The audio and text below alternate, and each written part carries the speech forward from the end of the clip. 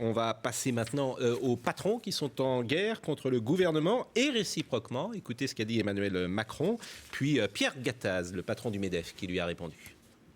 Chacun doit prendre ses responsabilités. C'est maintenant au MEDEF de les prendre dans les semaines qui viennent pour faire vivre ce pacte de responsabilité que nous avons décidé en début d'année. Monsieur Gattaz doit faire son travail. Nous avons confiance en lui, sinon nous n'aurions pas fait ce pacte.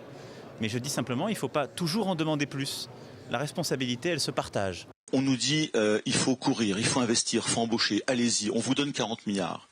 Je rappelle ce que je viens de dire. Nous avons une montagne de charges et d'impôts supplémentaires qui va atteindre 42,5 milliards l'année prochaine en 2015, et on va nous enlever progressivement d'ici à 2017, peut-être 40 milliards.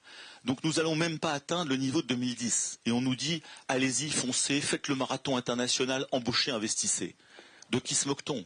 Est-ce que les patrons font le job? Est-ce qu'ils traînent les pieds, Nicolas Domenach? Non, mais ça dépend de qui vous parlez, Pascal Praud, dans les patrons. Moi, je ne fais pas une globalisation comme ça. Je distingue bien le MEDEF. Macron l'a fait, manifestement. Pardon? Emmanuel Macron l'a fait, manifestement. Non, il visait directement le MEDEF, en l'occurrence. Moi, je fais la distinction entre cette partie du patronat dont Éric va nous expliquer à tous les coups, puisqu'il a interprété ma pensée, je me permettrai d'interpréter à l'avance la sienne, qu'il est mondialisé, qu'il n'a plus le drapeau entre les dents, le drapeau national, les grands groupes, voilà.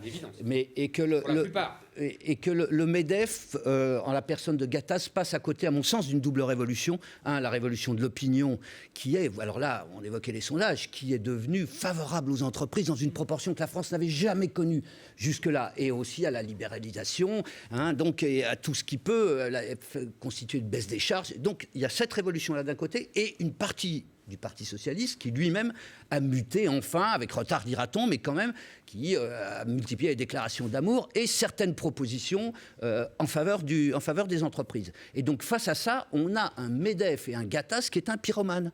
Je veux dire, qui a décrédibilisé sa propre fonction en proposant par exemple un sous-SMIC alors qu'il s'augmentait lui de 29%. Bon, c'est qu'un exemple, mais il y en a bien d'autres. Il n'a cessé d'en rajouter. Je veux dire, proposer la suppression de l'impôt sur la fortune à un gouvernement de gauche, c'est de la provocation, comme l'a dit Stéphane Richard d'ailleurs, les autres grands patrons. Je veux dire, donc là, il y a un véritable problème pour l'avenir, au-delà de est-ce que la gauche se refait une santé contre les patrons avant les prochaines élections. Ça, c'est l'évidence.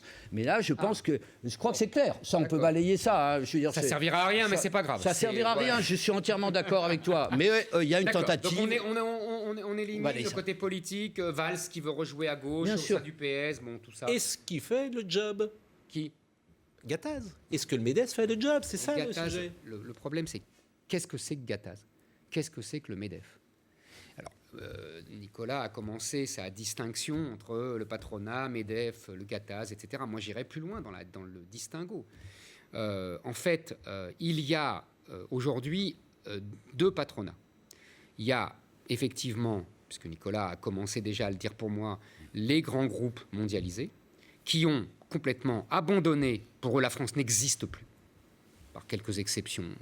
Ça n'existe plus. Ils veulent pas payer. Ils ont des entreprises délocalisées, ils ne veulent pas payer d'impôts pour eux, et ils ne veulent pas payer d'impôts pour leurs entreprises. Ils ne veulent pas avoir les salaires des salariés français. Je constate d'ailleurs que, les Allemands, eux, ont gardé des usines avec des salariés allemands très bien payés pour leurs automobiles, par exemple, et achètent des pièces détachées dans tous les pays de l'Est pas chères. Les Français font exactement le contraire. C'est-à-dire qu'ils délocalisent dans tous les pays pauvres pour avoir des salaires moins élevés et ils achètent les pièces détachées en France et ils pressurent les sous-traitants français. Donc comme ça, on perd des emplois et nos sous-traitants n'ont pas d'argent. Comme ça, c'est formidable. Les choix des patrons français sont admirables. Et après, ils nous donnent des leçons. Et puis, il y a un autre patronat. Il y a un autre patronat qui n'est pas payé 9 millions d'euros comme Carlos Ghosn. Je suis d'accord. C'est les petits patrons. Et les petits patrons, eux, souffrent vraiment. Eux ont payé effectivement des milliards de charges en plus. Ils ont des conditions économiques et donc sociologiques proches de leurs ouvriers. Et d'ailleurs, c'est ce que n'a pas compris un Mélenchon quand il a tensé les bonnets rouges. C'est ça que ça voulait dire. Aujourd'hui, on a une sociologie complètement différente. On a les aristocrates du patronat, élite mondialisée, comme disait Chevènement, et on a le petit peuple des patrons qui se paye tout, qui se paye les charges, qui se paye les impôts, qui se paye la réglementation européenne, qui se paye les emplois détachés, merci l'Europe, avec une administration française qui est chargée de surveiller l'application des normes européennes. Donc, Donc en fait, Gattaz, il représente plus rien. C'est ça que je veux Mais dire. c'est- Il est au milieu et il n'y a plus rien. Ton partage Et est- ce sera la conclusion. Ton partage est séduisant, mais pardon, trop simpliste. Autrement dit, attends, je veux dire que c'est vrai que ces petits patrons souffrent le plus, et bien plus que les grands. Le fait est aussi qu'ils sont eux-mêmes divisés en deux. C'est-à-dire, il y a une partie des PME qui sont tout à fait au niveau européen, qui sont impliquées dans une ouverture sur l'international. Même eux souffrent. Mais bien sûr qu'ils souffrent. Ce que je veux dire, c'est qu'ils ont pas des œillères, ils sont Et pas je suis rétrécis. obligé- Je veux dire, Je suis d'accord. Voilà. Ah bon, Mais d'accord. aussi, Et ils je souffrent suis- de l'excès de bureaucratie, d'impôts, etc. Et je suis obligé de vous interrompre, vous êtes les patrons de cette émission, mais il n'empêche qu'il y a aussi Quelques instants, rassurez-nous. quelques instants, nous allons marquer une première pause. Est-ce qu'il faut interdire les crèches à Noël? On va en parler dans la deuxième partie de 16 disputes. À tout de suite.